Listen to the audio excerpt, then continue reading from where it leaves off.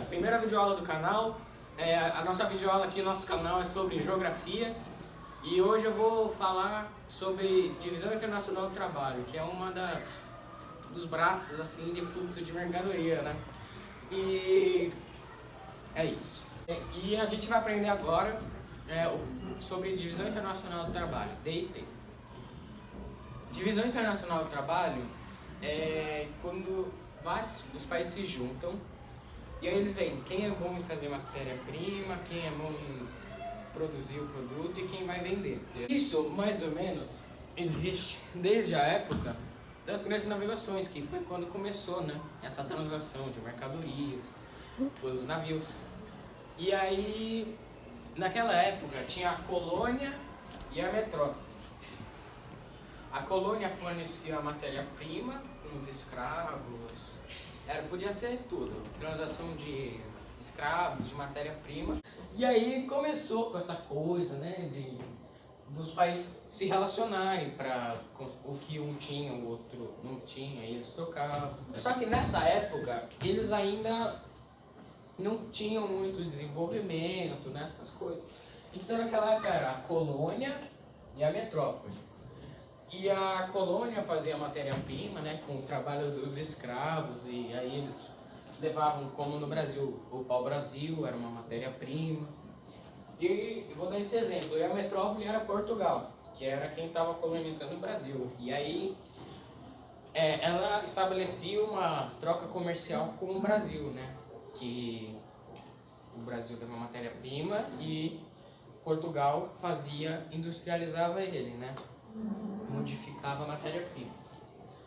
E basicamente, Divisão Internacional do Trabalho é como funciona, como os países se relacionam entre eles nas trocas comerciais, né?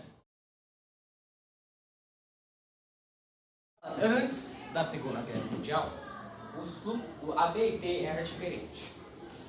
Era os países de base e os países desenvolvidos.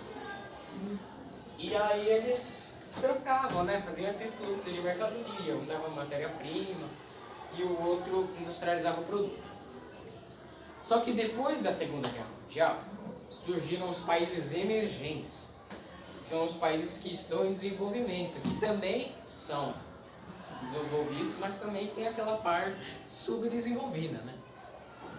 E aí tem os países de base, os emergentes e os desenvolvidos, né? Os países do novo mundo. E aí, só que qual a diferença?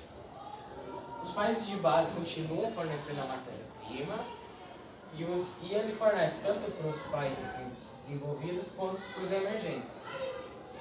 Só que a diferença os emergentes também usam os produtos, também industrializam os produtos.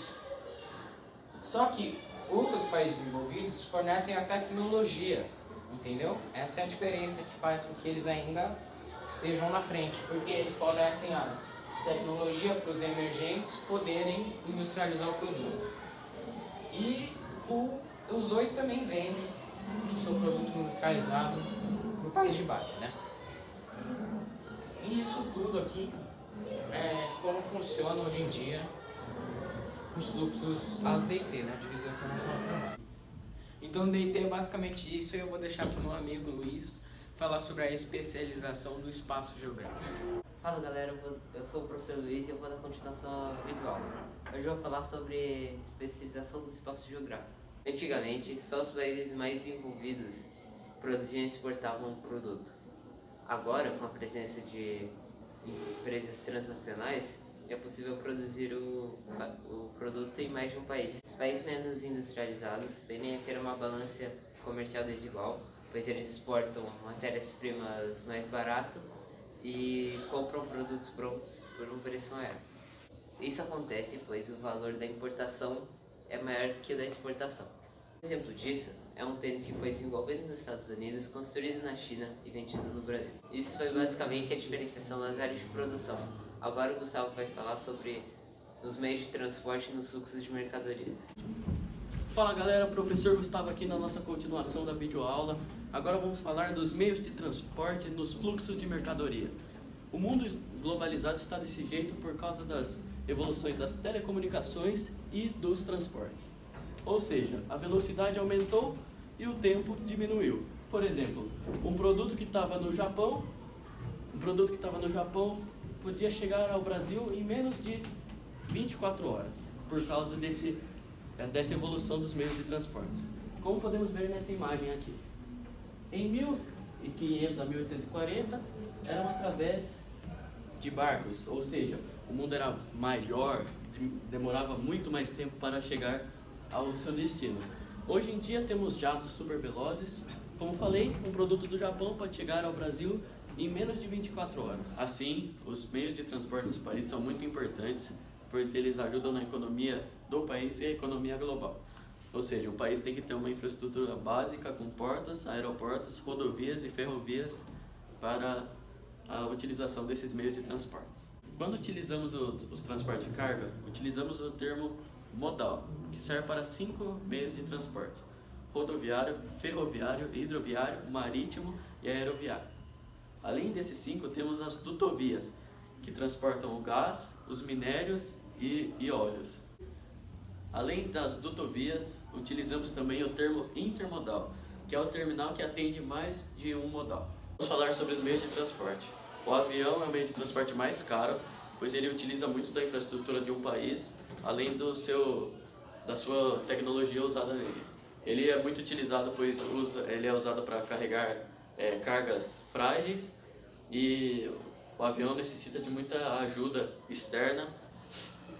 Além do avião, temos também o que é o mais utilizado, que é o transporte marítimo. Por ele ser o transporte que utiliza, o transporte mais barato que tem, e por isso que ele é o mais utilizado. Ele é o que custa menos e necessita menos de trabalhos externos.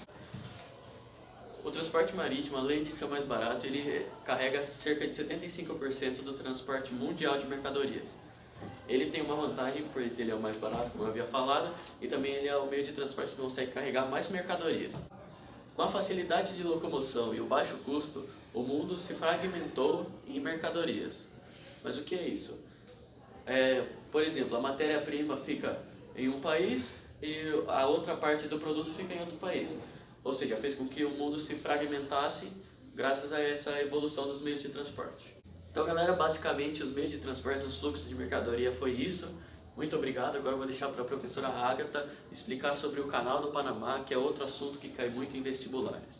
Muito obrigado. Vai deixando o seu like e vai se inscrevendo aí. Tchau. Oi, gente, eu sou a professora Agatha e agora eu vou falar um pouco sobre o Canal do Panamá, que tem bastante coisa a ver com os fluxos de mercadoria. Esse canal fica entre o Oceano Pacífico e o Oceano Atlântico.